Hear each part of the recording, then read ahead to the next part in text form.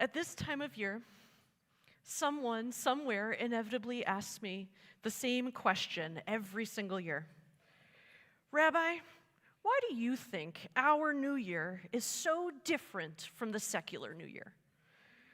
Why is the way that we mark the turn of the calendar so profoundly different? It's a good question. The contrast is so very stark. On December 31st, there's a frantic, celebratory energy. We dress up, we gather, we raise glasses of champagne. The whole point is to push away the past, to shed the skin of the old year like a bad memory. We make resolutions, promising ourselves that this year we will finally become the better, thinner, more organized versions of ourselves. We count down from 10, and at midnight, we cheer. We say, this year will be different. I'll be better. It's all about looking forward with a kind of forced optimism. And then there's our way. Our New Year's is not a party. It's a quiet journey into the chambers of the heart. On Rosh HaShanah, we don't pop champagne.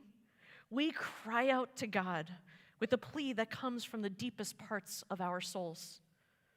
Zochrenu l'chaim, melech hafetz b'chaim. Remember us for life, God who delights in life. Our most fundamental prayer isn't for self-improvement. It's for life itself.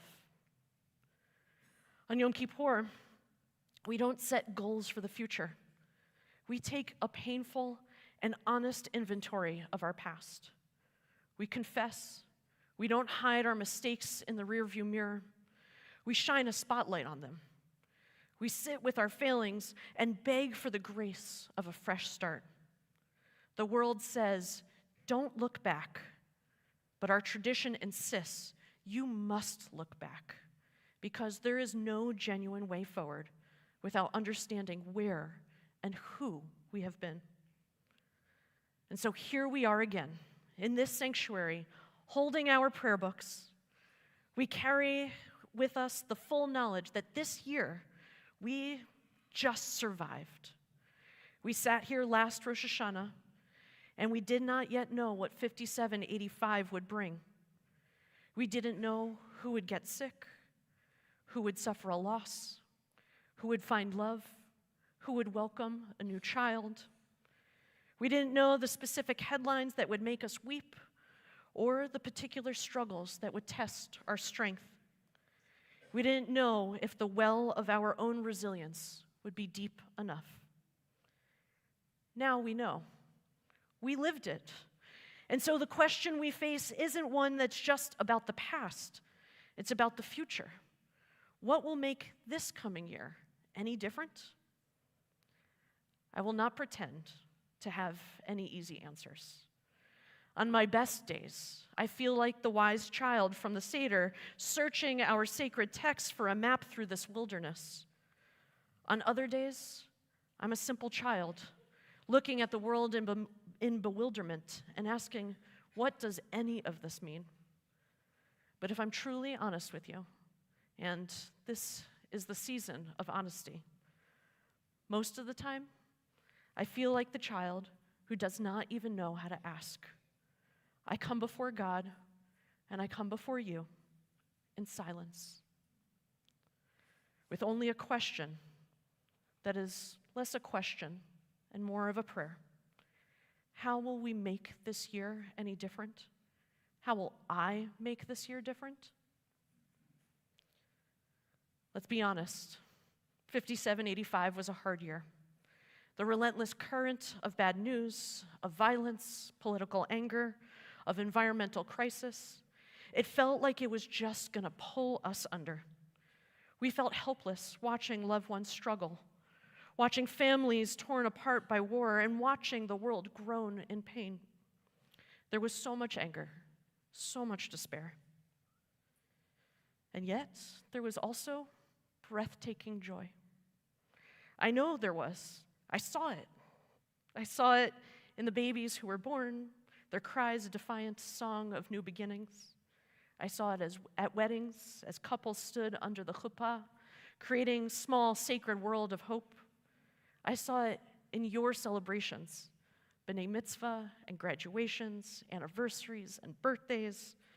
In the midst of all that darkness, there was also love and friendship and moments of laughter so pure that they felt like a form of grace.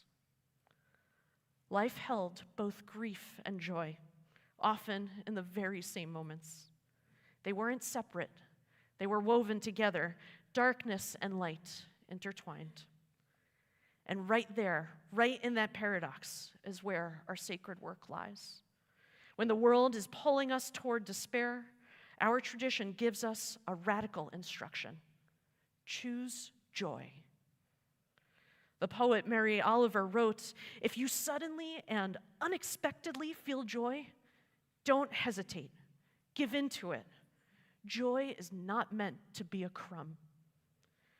What she means is that joy, especially when it feels out of place, is not an accident. It's a lifeline. It's not frivolous to laugh when there's so much to cry about. It is the very thing that gives us the strength to continue. We Jews know this in our bones. Our history is a testament to this truth. We have survived everything, not just with grit, but with laughter around Shabbat tables, and with songs that carried hope across centuries, with stubborn insistence on celebrating life, even in the face of death. If our ancestors had decided that joy was just an unaffordable luxury in their times of suffering, we would not be here today. Joy is not a distraction from the struggle. Joy is the struggle. It is our most profound act of resistance. And it's a declaration that, in a world that so often tries to crush our human spirit, we refuse to be broken. There's an old parable, usually attributed to the Cherokee nations, about the two wolves that live inside of us. One is anger, fear, and despair. The other is love, compassion, and joy. Which one wins? The one you feed. And let's be honest, it's easy to feed the wolf of despair. That wolf is fed by the 24-hour news cycle, by the algorithms of social media that profit from our outrage. Feeding the wolf of joy takes intention, and it takes courage. It is an act of spiritual defiance. Rabbi Abraham Joshua Heschel called it living in radical amazement, choosing to see the miracle every day and to refuse to take the gift of life for granted. This is not a call for toxic positivity or for ignoring the real pain in our world and in our lives. It's about having the courage to hold both the pain and the beauty at the same time. This lesson became painfully and personally real for me this year. As many of you know, I lost my older brother, Kevin. There are very few days I can tell you exactly what I was doing without going back and consulting my calendar. My brain doesn't usually work that way as much as I would like it to. But the days between December 24th and January 1st of this year are both foggy and forever in my memory.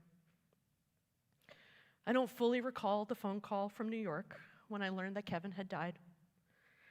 I do remember the hug from my dad when my plane landed, and walking into my parents' house with my sister-in-law, nieces, and nephew, already there because they didn't want to be in their own home without him.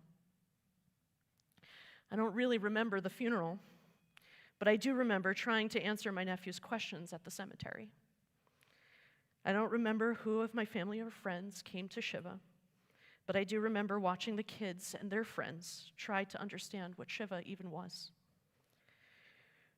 What I can tell you is that the day after the funeral, right before lunch, My younger brother, my dad, and I took these 3 little children, 9, 6, and not yet 3 years old, on a walk to get some of their energy out at the same park where my brothers and I played as children.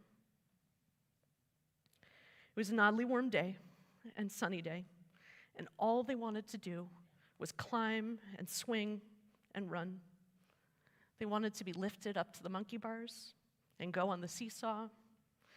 They wanted to go up the slide and have picture after picture taken of them. On their faces were smiles, and their voices were filled with laughter. And in every picture, it's hard to tell where one begins and the other ends because their hugs are so tight. And every time I go back and look at these photos, I'm amazed by their joy, especially because we had only buried their father the day before. As I watched them, a different truth pierced through my grief. Their joy was not a denial of our loss, but this was his legacy. It was the living, breathing proof of the love that he had poured into their world. The laughter was not an insult to their sorrow. It was an antidote to our despair. It was a defiant shout to the void that life goes on, that love endures, and that his light had not extinguished, but had been passed on. That is the kind of joy that we are all called to find. Not a shallow happiness that exists only when things are easy, but a deep, resilient joy that can look grief in the eye and still choose to live. A joy that can hold sorrow in one hand and gratitude in the other. This is the secret of our tradition. We are a people who, when the calendar has an entire month of mourning for the destruction of the temple in Jerusalem, also celebrate Tu B'Av, a day of love and dancing. Our tradition teaches us that in the immediate aftermath of devastation, the most powerful response is to reaffirm life. Grief has its time, yes, but it cannot have the final word. So I come back to our question. How will we make this year different?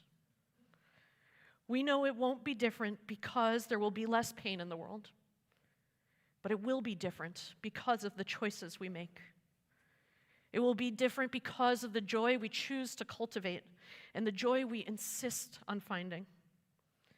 And this joy doesn't have to be a grand, dramatic affair. More often, it's small and quiet. It's the first sip of coffee in the morning. It's a walk with a friend. It's the satisfaction of cooking a good meal and singing out loud in the car. It's a text that says, "I'm thinking of you." These are not trivial things. They are spiritual practices, and they are acts of feeding the wolf of joy. They are how we build a life of meaning and resilience in a world that is constantly trying to tear us down. Joy is our rebellion against the cynicism of our age. It's our defiance against despair. It is the most sacred weapon we have. The poet Lucille Clifton wrote a short, powerful poem that feels like our people's anthem. She says, "Won't you celebrate with me what I have shaped into a kind of life? Come celebrate with me that every day something has tried to kill me and failed." That is our story. For thousands of years, something has tried to kill us, kill our joy, and it has failed. And we are here now to celebrate, to shape another year of life together. So how will 5786 be different? We will make it by looking for joy, by creating joy, by refusing to let our joy be just a crumb that gets swept aside. Let us be a community that laughs together and sings together and holds each other through both the sorrows and the celebrations. Let us be a people who insist on joy, not as an escape from reality, but as a testimony that life is still worth living.